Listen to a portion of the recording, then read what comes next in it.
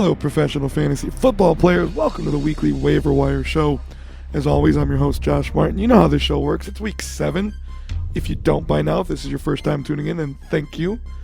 On this show, I'm going to give you guys I think you should add to your team who can be good bye-week fill-ins or every week starter, plus guys who you should drop.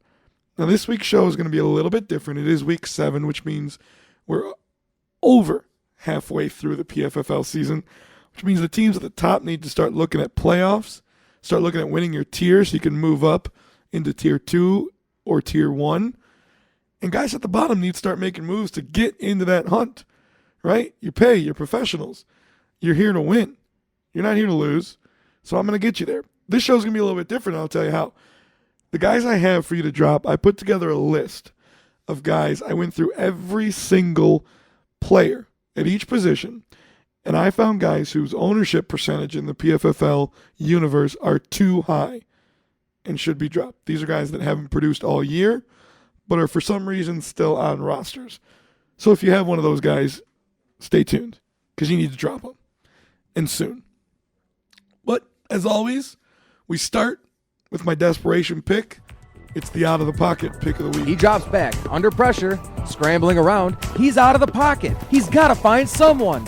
So again, if this is your first time listening to the show, in this segment I give you one guy who, if you're desperate, who if you lost a few guys because of injuries, if your team is riddled with buys, there's 5 teams on a buy this week, this is the guy you can pick up, and it might get you anywhere from 7 to 10 points. It's probably a flex play at best, but it could get you some good production. This week's guy is wide receiver from the New York Jets, Stephen Hill, the rookie. He's a big target. He's becoming a favorite red zone target of Mark Sanchez. Last week in week 6, he got 8 points, and his matchups for the next 2 weeks, I think, are really good. At New England and home against Miami. Then the Jets are on a bye, but then your team's going to be filled out from the bye weeks that you're suffering through right now. So you might not need him in 2 weeks. And then they're at Seattle after that, and you definitely don't want to play him in that matchup, obviously. But for the next 2 weeks, I think they've got good matchups. I think you can throw on New England, and I think you can throw on Miami. And like I said, when they get down into the red zone, Mark Sanchez is looking for the rookie. He's scoring touchdowns, and that's what you need out of your flex, or if you have to use him. I wouldn't recommend him as a wide receiver too, but if you have to use him, that's the guy I think you should use. And pick him up. His ownership percentage in PFFL is only 4. So he's probably not owned in your league. If he is, good for you if you're the guy that owns him. If not, you need to pick him up today. All right, let's go position by position, guys. I think you should add, starting at the quarterback position. I have been beating this guy's drum since this show started. But just in case, again, if it's your first time listening, Christian Ponder, quarterback for the Minnesota Vikings. His ownership percentage has moved up to 80, which is great. It needs to be 100. Last week I told you he was a good bye-week fill-in. That's not true. From now on, he is a top 10 guy in my rankings. Remember, my weekly rankings come out on Friday, along with the Stardom Situm show that I do every week. He will be in the top 10 every week. Now, in a couple weeks, he goes up against Seattle, so maybe not that week. But next week, Arizona, then Tampa Bay, and after Seattle, it's Detroit. All of those weeks, he will be a top 10 play. That offense is for real, and Christian Ponder is for real. If he's not owned in your league, go pick him up. You can start him basically every week. Next 2 guys are good bye-week fill-ins. Brandon Weeden, owned in 0%. Looks like that Cleveland offense is starting to make strides, starting to come together. That might be a theme coming up in a couple of positions. Teaser. You like that? Yeah, I do those too. But Weeden's the linchpin that is holding that offense together. He's the one. He's 29 years old. He's not your typical rookie. He's got experience. He's the guy that is the reason that offense is starting to click. I think he can be in a roster in PFFL and be a good bye-week fill-in, like I said. Next guy is Josh Freeman, quarterback for the Tampa Bay Buccaneers. Next 2 weeks, actually next 4 weeks, are great matchups for Freeman. New Orleans this week. You think you can throw on them? Yeah, me too. At Minnesota, not a great matchup, but a good one. At Oakland, and then San Diego. All teams you can throw on. All teams that Tampa Bay is going to be able to do things against. Freeman's ownership percentage, it's 71, so it's high. But look for him. If he's not owned in your league, pick him up today. Moving on to the running back position, I got a couple of injury fill-ins. Felix Jones, running back for the Dallas Cowboys. DeMarco Murray hurt last week. Looks like he's probably going to be out at least a week or two. Felix Jones, not a great guy, not a great running back, not great matchups the next 4 weeks, but going to be the guy that gets the carries. Now, if you're looking for someone you're desperate and you hate Felix Jones, believe me, I've been there. I get it. Nobody wants to trust their team to Felix Jones, especially late in the season. Philip Tanner might be an interesting pickup, but I think Felix is the one that's going to get the bulk of the carries. If you tell me that means you want to stay away from Dallas running backs, I'm not going to blame you. Tweet it to me. Remember, you can follow me on Twitter at JoshMartin33, where you can ask me any ad or drop questions all week long. I'll answer as many as I can. Next up, Trent Richardson got hurt this week. Looks like, again, going to be out probably 2 to 4 weeks. Montario Hardesty is going to be the one that gets the carries. He came in last week, did a good job, got 11 points. He is owned in only 19% of PFFL. Next few weeks at Indianapolis, you think you can run on him? Sean Green? Yeah, I think so. San Diego, and then Baltimore. And then he's got a bye. But all 3 teams you can run on. And I think Hardesty could be not only a good bye week fill-in, but actually could be a good flex starter every week, even a running back too. The next guy isn't an injury replacement, but he's starting to get a lot of timeshare responsibilities, and that's Daryl Richardson for St. Louis. Steven Jackson had 12 carries last week. Daryl Richardson had 11. So what they're starting to do, it looks like the coaching staff really likes Richardson. They came out last week and they said this is the guy they want to get involved in the offense, and they're starting to do that. Steven Jackson is still obviously the number one, but his production's down. He's getting old. Daryl Richardson is making the most out of his opportunities. And the next few weeks, Green Bay, New England, and then a bye. So both those teams you can run on. And like I said, it's not about Steven Jackson being hurt. But Daryl Richardson is a guy that, if you're desperate at running back, I think he's a good running back too, or even a flex. He's only owned in 47% of PFFL, so he needs to be on a roster. Moving on to wide receivers, my out-of-the-pocket guy from last week had another great performance, Josh Gordon from the Cleveland Browns. Told you they'd be a theme this week. Only owned in 4% of PFFL still. So I get it. Questions. Can he be consistent? I understand. He's a rookie. He's got raw talent, but hasn't proven himself a lot. I totally agree. Here's the thing. That offense, like I said, is just starting to click. Gordon's emerging as their number one. Second straight week over 15 points. He's just going to keep packing them on, keep racking up the points. Only owned in 4%. Put him on your team. This week against Indianapolis, I think you can start him. He's probably going to be somewhere in the neighborhood of 25th in my wide receiver rankings this week because of the matchup against Indianapolis. So pick him up, and I think you can start him. Brandon Stokely, oldest wide receiver in the league, starting to become a target for Peyton Manning. Again, guy, if you're desperate, he's only owned in 4% of the PFFL. Now, they're on a bye this week.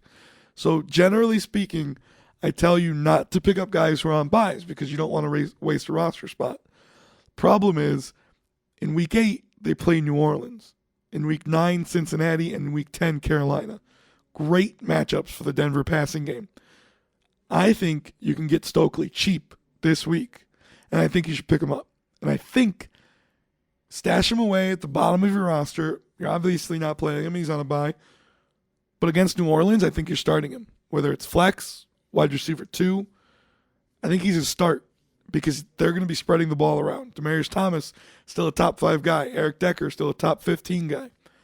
Stokely is a guy who can start in the flex for you, especially going down the stretch with those matchups. Last guy I want to talk about adding, another guy I talked about last week, still only owned in 19% of leagues. That's Brandon Gibson, wide receiver for the St. Louis Rams.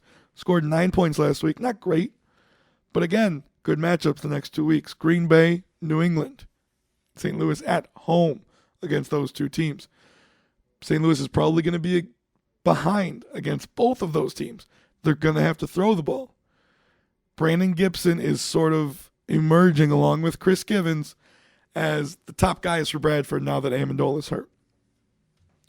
So those are guys I think you should add. Remember, again, Send me tweets. Comment on our Facebook page at the PFFL. Ask any questions you have. I'm here for you. I want to get you guys to your next tier. I want to get you a win. I want to make sure you make the playoffs. I want to make sure you have success in the playoffs and start getting paid, your professional fantasy football players. And having said that, that leads me into the guys I think you should drop. If you own any of the following players, they should no longer be on your roster. I'm not looking at schedules, I'm not looking at matchups, I'm not looking at points, I'm not looking at rankings this week. I'll go back to that next week. But these are guys that I found when I was doing a search, doing some research on the PFFL.com, who still have way too high ownership percentage. So let's start at running back. Roy Halou, he's owned in 42% of leagues. And let's stay at that team. It's Evan Royster, who's owned in 80%. Alfred Morris is their guy. Let's say what you want about Morris the last couple of weeks. He hasn't produced as much as he did the first few weeks. But Shanahan is no longer the Shanahan of last year. He's not going to pull a trick on you and all of a sudden slip Royster or Hulu in. And even if he is, if you're the guy that's owning one of those guys because you expect that to happen, can you tell me when that's going to happen? No. So you're never going to start either of those guys. Drop them. Next guy, Jackie Battle. Still owned in 95% of PFFL leagues. If you are one of the guys who owns Jackie Battle, drop him. Even if you're a Ryan Matthews owner, drop him. There are other guys you can pick up who can give you production. Jackie Battle scored 0 points in 2 straight weeks. Ryan Matthews is back. He's their number one. Andre Brown of the New York Giants, owned in 61% of leagues. I told you, had that great week against Carolina, right? Don't buy into it. I didn't. Carolina was a bad tackling team. They still are. And that week, if you really paid attention to the game, Brown broke a lot of tackles that were arm and shoulder tackles. It's great. He's got a little bit of talent. Fair enough. But Coughlin came out and said he likes David Wilson's talent, he likes his speed, and wants to get him more involved in the offense. Andre Brown's taking a back seat. Drop him. Speaking of back seats, Kevin Smith for the Detroit Lions. My frustrating Detroit Lions. Owned in 47% of leagues. Not involved in the offense at all anymore. It's Mikel LaShore and Joik Bell. Kevin Smith should not be on your team. Mark Ingram of the Saints on a bye week last week. Fair enough. Still owned in 76% of leagues. No production whatsoever for Ingram this year. Drop him. Shouldn't be on your team. Ryan Williams, who was on the IR, out for the season, still owned in 38% of leagues. If you are a guy still owning Ryan Williams, wake up. Pay attention. Drop him. There's guys you can go get. Moving on to wide receivers, Pierre Garçon is owned in 100% of leagues. Still not 100% healthy, unfortunately.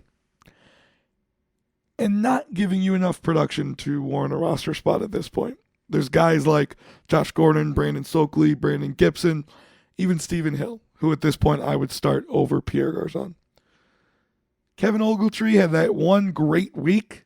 Everybody picked him up, and it looks like some people still keep him on their roster. He's 47% owned. Get him off of there. Same thing with Brandon LaFell. Had a nice couple of weeks in the beginning of the year. Just production's gone downhill ever since then. 67% ownership for Brandon LaFell. Drop him. And last, but certainly not least, Santonio Holmes on the IR, still owned in 43% of leagues. Drop him. Doesn't need to be on your roster at all. So that's the weekly waiver wire show for week 7. Hope I give you guys who you can add and who you can drop to get you a win. That's what I'm here for. Remember, again, you can follow me on Twitter at JoshMartin33. Send me any questions you have about who you should add or who you should drop. Listen to all the great PFFL Radio Network content we have. Wednesday is not only the weekly waiver wire show, but it's the GoPro show with the Fantasy Geek. Thursday is PFFL Live with John Hampton. And Friday is the Stardom Cinema show with yours truly. Plus Saturday is Breaking News PFFL Live. I'm your host, Josh Martin. Keep smiling, keep listening, and always look both ways.